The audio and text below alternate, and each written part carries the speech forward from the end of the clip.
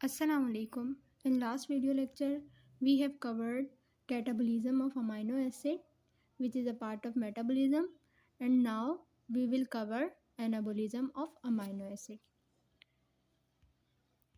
Objectives are to study the formation of essential and non-essential amino acid, to analyze the role of different metabolic intermediate in amino acid biosynthesis, to understand the role of feedback inhibition in regulation of amino acid biosynthesis.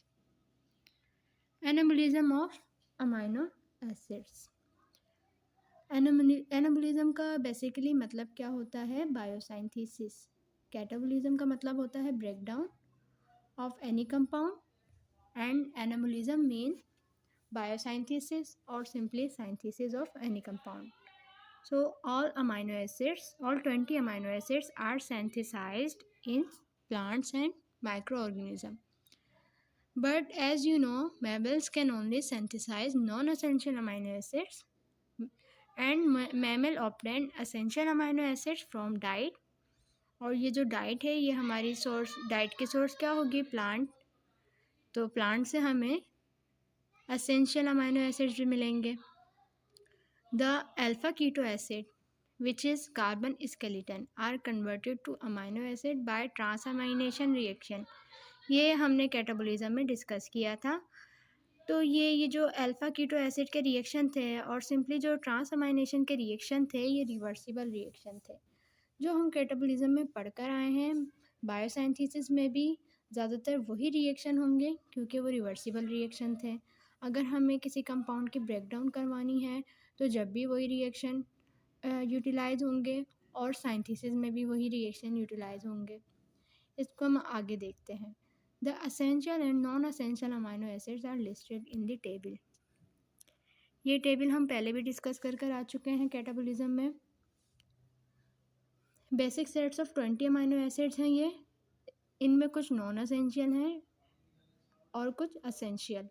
Non essential में alanine, arginine, asparagine, aspartate, cysteine, glutamate, glutamine, glycine, proline, serine और tyrosine आ जाते हैं.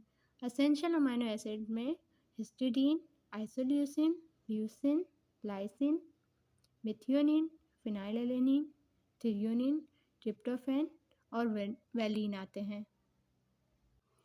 और ये line हम discuss कर आ चुके हैं कि plants and bacteria can synthesize all of them. Mammals required essential amino acid, और एसेंशियल अमाइनो एसिड हमें कहाँ से मिल रहे हैं?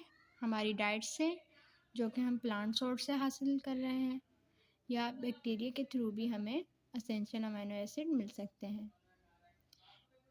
और बैक्टीरिया किसकी एग्जाम्पल है? माइक्रो ऑर्गेनिज्म की. ओके, तो biosynthesis of amino acid. All amino acids are derived from intermediate in glycolysis, citric acid cycle and pentose phosphate pathway. यहाँ ये साइकिल डिस्कस की गई है. ये ग्लाइकोलिसिस साइकिल है और ये नीचे सिट्रिक एसिड साइकिल. और पेंटोज फॉस्फेट पाथवे यहाँ से स्टार्ट होता है राइबोज 5 फॉस्फेट से. इसको हम डिटेल में थोड़ा सा डिस्कस कर लेते हैं.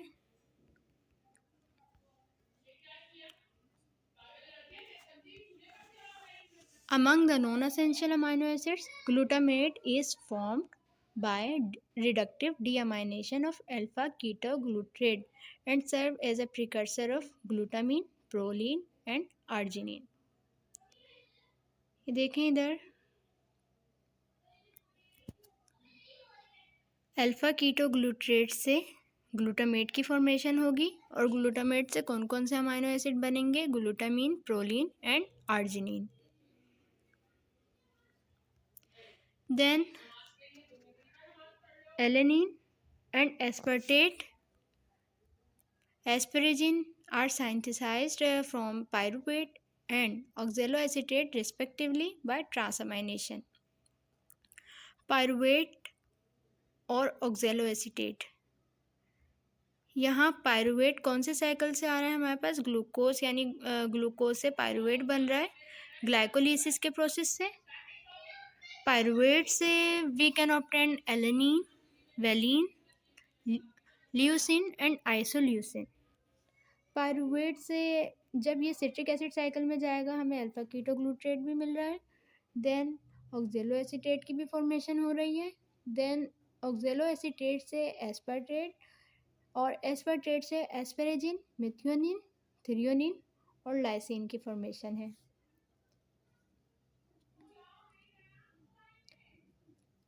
Serine is derived from 3-phosphoglycerate. Serine is precursor of glycine and cysteine. Here 3-phosphoglycerate, यहाँ से क्या बन रहा है सीरीन और सीरीन से glycine and cysteine. The aromatic amino acid phenylalanine. Phenylalanine aromatic amino acid क्यों कह रहे हैं, इनके पास एक बेंजीन रिंग है, तो phenylalanine, tyrosine and tryptophan, these all three are aromatic amino acid formed by a pathway in which chorismate occupies a key branch point. यहाँ देखें here 3-phosphoglycerate से इरिथ्रोज 4-फॉस्फेट की फॉर्मेशन भी होती है सीरीन के अलावा।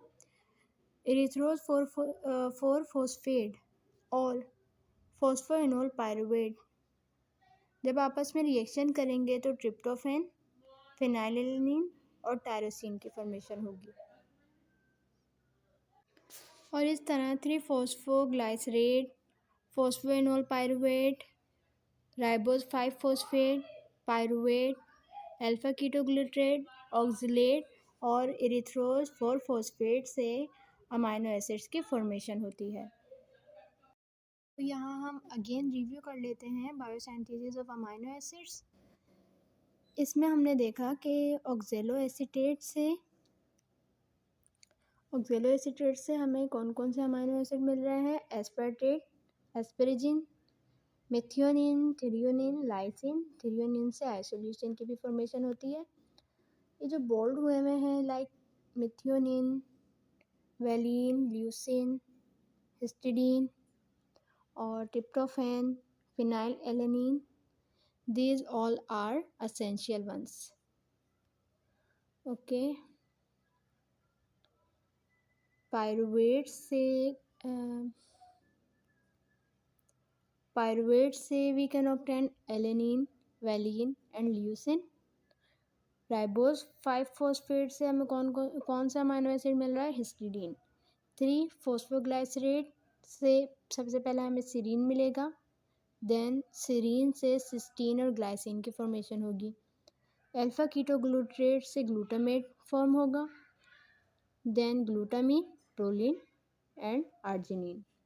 फॉस्फोइनोल पायरुवेट से और इरिथ्रोज 4-फॉस्फेट से फिनाइलएलेनिन, देन फिनाइलएलेनिन से टायरोसिन और डायरेक्टली टायरोसिन की फॉर्मेशन भी हो सकती है और लास्ट में ट्रिप्टोफैन फॉर्म होगा। तो यहाँ हमने देख लिया कि अमाइनो एसिड की फॉर्मेशन किस तरह हो रही है। अब जब इनफ क्वांटिटी या सफिशिएंट क्वांटिटी में अमाइनो एसिड फॉर्म हो चुके हैं तो अब हमें क्या करना है, एक फीडबैक इनहिबिशन का प्रोसेस रिक्वायर्ड है, जिससे क्या होगा, अब ये जो सफिशिएंट अमाउंट में अमाइनो एसिड फॉर्म हो गए हैं इनको रोकना भी तो ज़रूरी है। ये तो नहीं कि ये फॉर्म होते जाए, जितनी बॉडी को रिक्वायरमेंट थी इतने फॉर्म हो चुके। अब थ्रू फीडबैक मैकेनिज्म हम इस प्रोसेस को, इस साइकिल को स्टॉप करवाएंगे।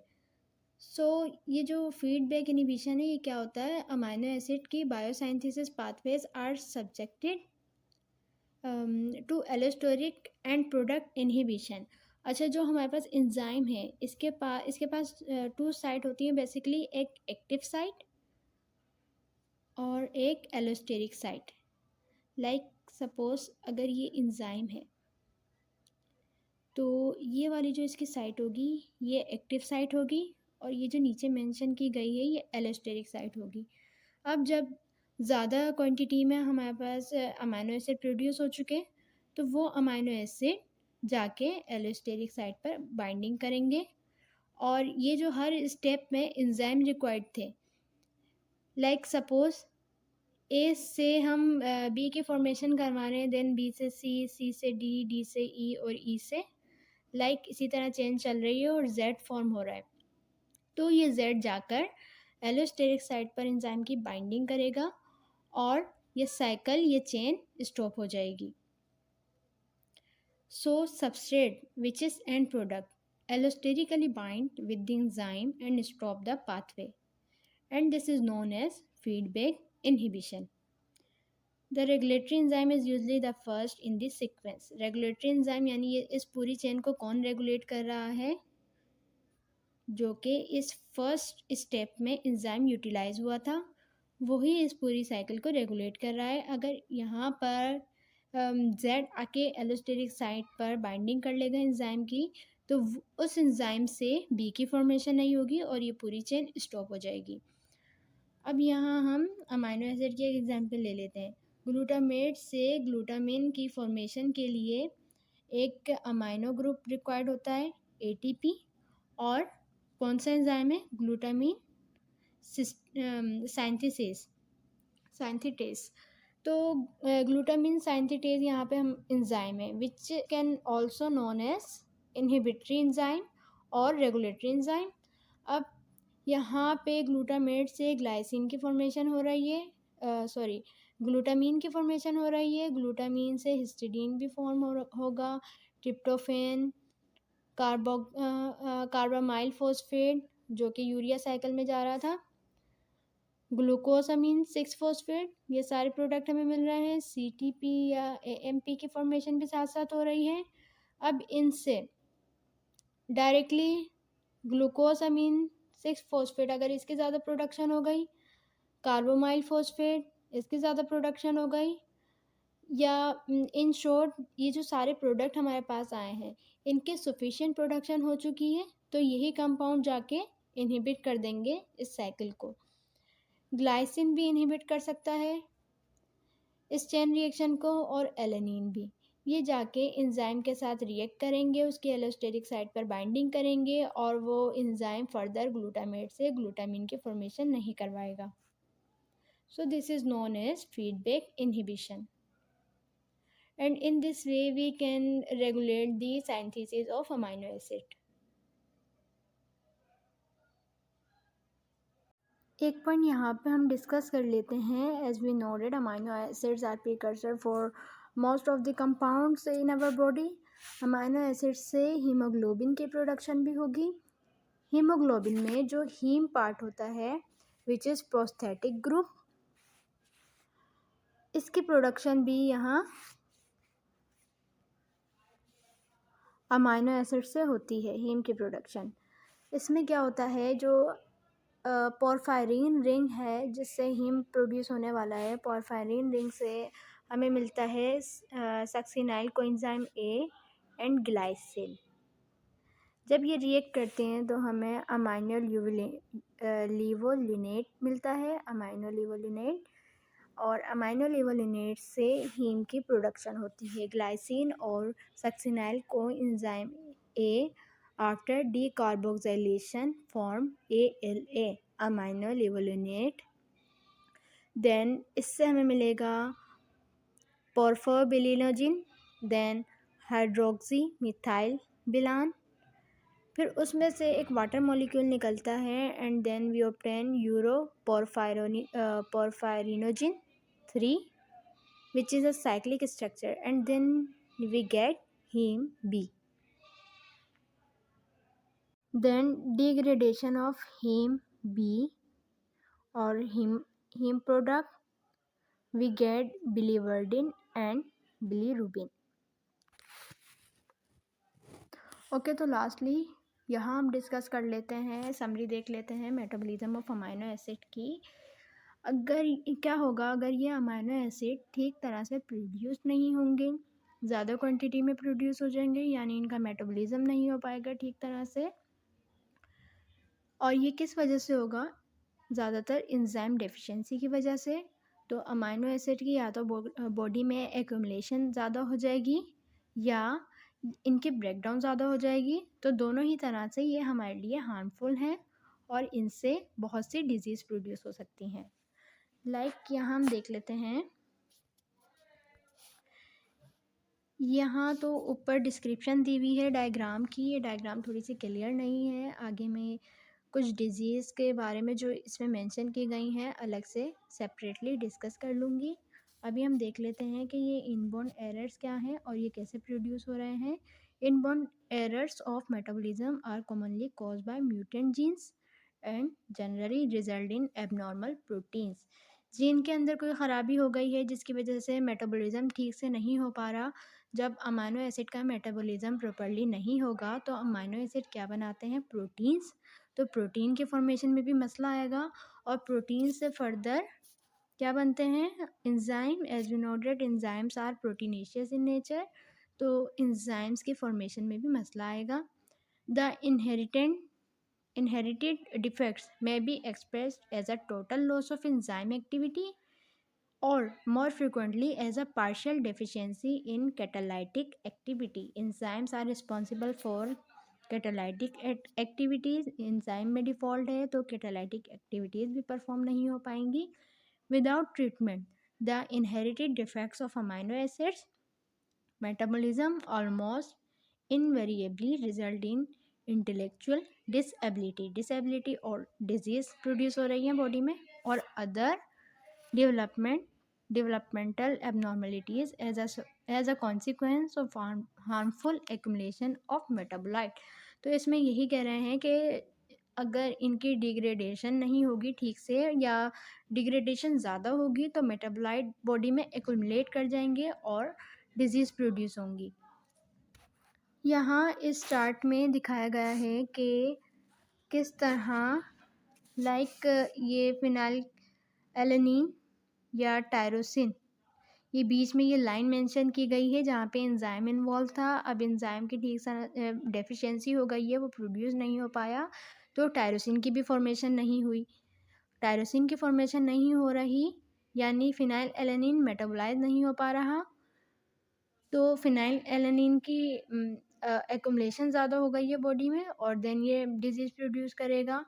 और बाकी इसी तरह ये जो बड़ी दिखाए गए हैं बॉक्सेस, ये डिजीज़ को मेंशन कर रहे हैं कैसे स्टेप बाय स्टेप अगर कोई भी बीच में डिफेक्ट आएगा एंजाइम की वजह से तो ये मेटाबोलाइट का प्रोडक्शन में मसला होगा और ये डिजीज़ कोज करेंगे। इसको हम अभी आगे थोड़ा सा डिटेल में देख लेते हैं कि कौन कौन सी डिजीज़ प्रोड्यूस हो रही हैं और किस तरह हो रही हैं, उनकी कैरेक्टरिस्टिक क्या है।